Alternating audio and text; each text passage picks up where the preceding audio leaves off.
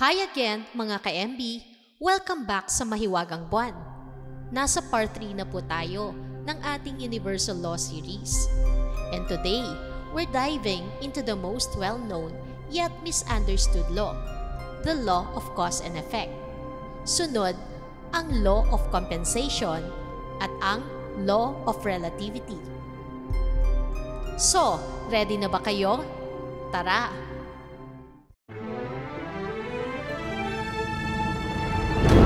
Sa ating mundo, ang lahat ng buhay ay patuloy lang sa paglalakbay. Iba't ibang karanasan man ang ating tinatahak, may hatid na aral sa ating tumatatak. Nagpapalago at nagpapaunlad ng ating spiritualidad. Tayo na't gumising sa kawalan. Tuklasin ang mahiwagang buwan.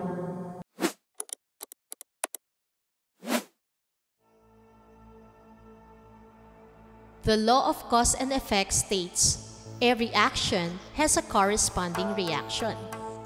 Lahat ng bagay na ginagawa, sinasabi, iniisip o nararamdaman natin ay isang energy cause. And sooner or later, may matching effect ito. Hindi ito punishment. Hindi rin ito reward. Ito ay natural law. Parang gravity. Kung magtapon ka ng bola pataas, babagsak yan. Ganon din ang energy mo. Babalik ito in some form.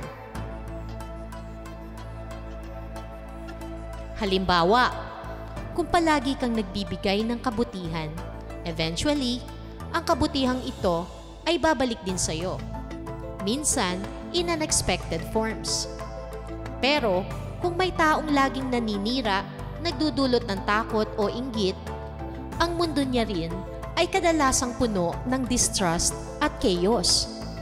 Hindi ito about punishment. Ito ay energy mirroring. We live in a vibrational universe. Tanong para sa iyo ngayon. Anong mga cause ang ginagawa ko na patuloy na nag-harvest ng same result? Pagnilayan. Anong habits, thoughts, or emotions ang paulit-ulit kong pinapadala? Saan ako hindi pa aware na ako pala ang nagseset ng chain reaction? The power of awareness is the beginning of conscious creation. Ang ganda ng law of cause and effect kasi binibigyan tayo ng accountability at empowerment. Hindi ito para sisihin ang sarili, kundi para gisingin tayo na if we don't like the effect, I can change the cause. If I want a different future, I need to create a different now. Every thought, every choice, kahit maliit, ay may ripple. Kaya maging conscious tayo. Narito ang ilang paraan para gamitin ang law of cause and effect ng may wisdom. Tips: maging intentional. Bago magsalita o gumawa, tanungin, anong energy ang nililikha ko ngayon? Be mindful of your patterns. Kung may cycle kang ayaw na, balikan ang cause. Practice positive cause setting. Start your day with gratitude. Give without expectation. Forgive consciously. Pause before reaction. Reaction is instant cause. Bantayan ito. Ikaw ay co-creator. Bawat kilos mo ay bunga. Tanungin mo, anong bunga ang gusto ko sa hinaharap? Ang law of cause and effect ay hindi tungkol sa guilt o takot. Ito ay invitation para maging mas aware at intentional sa mga energy na pinapakawalan natin sa mundo. What kind of causes am I planting in my life right now? And am I ready to shift them if needed? Affirmation to end. I create my reality with love, clarity, and intention. Every choice I make is a step toward my highest path. Next, the eighth universal law, the law of compensation. You reap what you sow. Understanding divine balance. Ang law of compensation ay closely related sa law of cause and effect, ngunit may deeper twist. Ito ang spiritual principle na nagsasabing you are always compensated according to what you contribute, seen or unseen, now or later. At hindi lang ito tungkol sa pera. Ito ay tungkol sa energetic balance. Let's explore. The law of compensation is the universe's way of keeping balance. Every effort, every act of love, every positive energy na inilalabas mo ay binabalik sa'yo in a form that matches your frequency. Sometimes, not immediately. Sometimes, not in the way you expect. Pero, laging may return. Tulad ng tanim, hindi agad tumutubo. Pero, siguradong may ani. Halimbawa, may taong matagal nang nagbibigay ng malasakit sa pamilya, kaibigan, o maging sa mga taong hindi niya kilala. Ngunit parang wala lang itong kapalit. Pero, after some time, may dumarating na blessings in the form of health, favor, support, opportunities. O kaya naman, may isang artist na gumagawa ng content kahit walang views, katulad ko.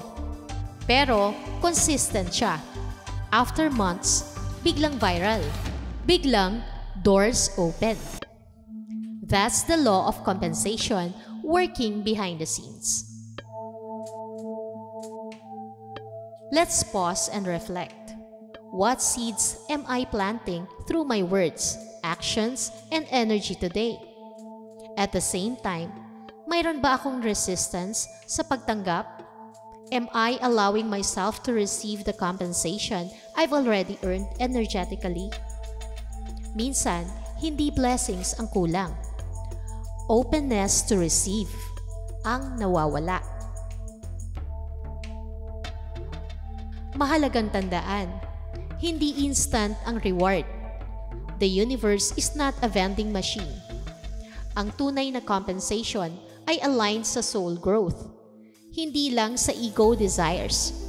You may be compensated in health, peace, love, freedom, or opportunities. Kaya, kahit walang nakakakita sa mabuting ginagawa mo, keep going. The universe keeps perfect records. Always. Paano nating magagamit ang law of compensation in daily life? Tips. Do your best in all that you do, even the small things. Excellence invites abundance. Give without expectation, but with love. Ang universe ang bahala sa return. Release envy. Yung blessings ng iba ay confirmations lang na dumadaloy pa rin ang compensation. Stay consistent. The harvest only comes when the seeds are nurtured. Trust divine timing. Hindi delayed ang reward. Inaayos lang ang perfect alignment mo. Tandaan palagi, you are always being compensated. Not just for what you do, but for the energy behind it. Kaya, choose love, choose integrity, choose service. In what areas of my life am I already being compensated, but I am not acknowledging it? I trust that all I give with love returns to me multiplied in perfect timing. The ninth law, the law of relativity. Ito ay tungkol sa perspective natin.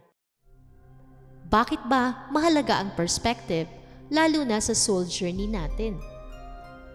Perspective is power, turning problems into growth.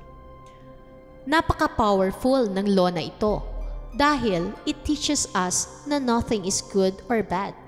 until we compare it to something else. Kaya, kung minsan, ang problema natin, perception lang pala.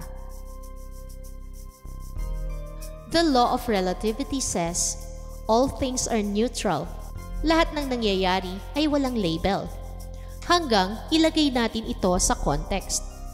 In short, everything is relative to something else. What might feel like a big failure to you might be someone else's dream situation. This law reminds us to stay grounded in gratitude and perspective. Halimbawa, may taong nawalan ng trabaho. Sa una, devastating. Pero after a few months, nakahanap siya ng mas aligned na trabaho. Mas fulfilling, mas joyful. Yung naunang loss pala, redirection. O kaya, yung akala mong hirap ng buhay mo until makakita ka ng ibang tao na may mas mabigat na pinagdaraanan. Bigla kang mapapa-thank you. That's the shift this law teaches. Don't compare to drag yourself down. Compare to awaken appreciation and growth. Tanong ngayon, saan bang bahagi ng buhay ko palagi akong nagko-compare? At paano ito nakakaapekto sa vibration ko? Nagiging source ba ito ng inggit, guilt, or self-pity? O kaya, paano ko ito pwedeng gamitin para ma-inspire at magpasalamat? Perspective is the difference between burden and blessing. Ang law of relativity ay reminder na your challenge is not meant to break you. It's meant to shape you. The universe gives you tests not to punish you, but to grow your light. Lahat tayo ay may unique path, at ang relativity ay paalala na walang kwenta ang comparison kung ito'y ginagamit para maliitin ang sarili. Use comparison to gain insight, not judgment. Paano nating magagamit ang law of relativity in real life? Tips: zoom out. Tanungin ang sarili. What's the bigger picture? Pause before you compare. Is this helping me grow or dragging me down? Turn contrast into clarity. Yung mga challenges mo, baka hint ng soul mission mo. Keep a gratitude journal. It helps shift perspective fast. Minsan, hindi mo kailangan ng bagong life.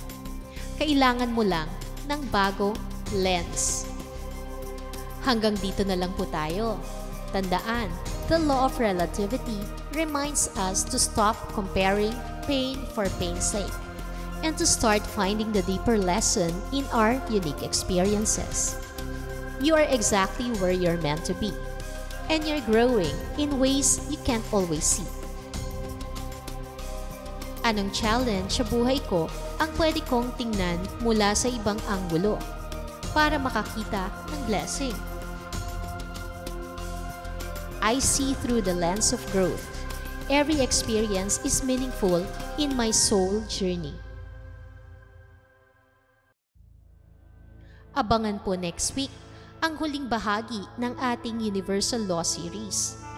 Ito ay ang The Law of Polarity, The Law of Rhythm, and The Law of Gender. So, yun na lamang po muna. Peace, love, and light. Thanks for watching.